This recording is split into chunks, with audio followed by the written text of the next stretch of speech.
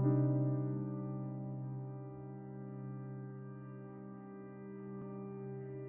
a quiet morning in Charleston, South Carolina, police responded to a report of two men fighting. We ain't doing garbage shit.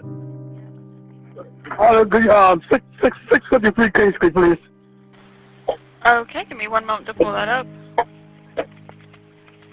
Alright, and tell me exactly what happened.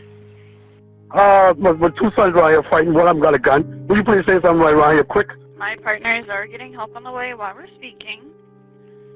Alright, and then if you could just repeat that address for me, just for verification. 653 King Street. Thank you. One of them armed. What followed was a deadly confrontation that ended one man's life and sparked questions in the community. It was just after 10 a.m. on November 21st, 2024, when officers with the Charleston Police Department were dispatched to a reported altercation between two adult males. The caller told 911 that one of the men had a handgun and the fight was getting physical. My two sons right here fighting. One of them got a gun. Will you please say something? Officers arrived at the scene and located the two individuals involved. Get your hand out of your pocket now! Get your gun! One of them was identified as 37-year-old Andrew Williams. As officers approached, they began giving verbal commands.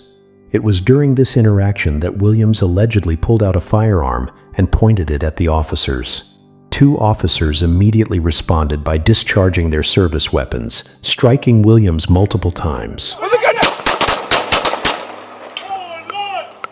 Hey, hey, it's right on his right hand. His right hand.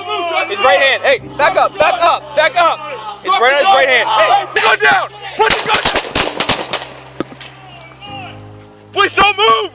Drop the gun. Please don't move. Drop the gun. Officers moved in quickly to provide medical assistance. They applied first aid at the scene until emergency medical personnel arrived. Williams was transported to a local hospital. Shot away. Suspect is down. Gunshot wound to the chest. What? Just where he was later pronounced dead. Thankfully, no officers were injured during the incident. In the weeks that followed, the shooting was reviewed by the department and prosecutors. On April 18, 2025, nearly 5 months after the incident, officials announced that the officers involved would not face any criminal charges. They were cleared of wrongdoing, and the case was closed. This case is another example of how fast police encounters can turn deadly. A single moment, one decision, can change everything. What are your thoughts on how the officers responded?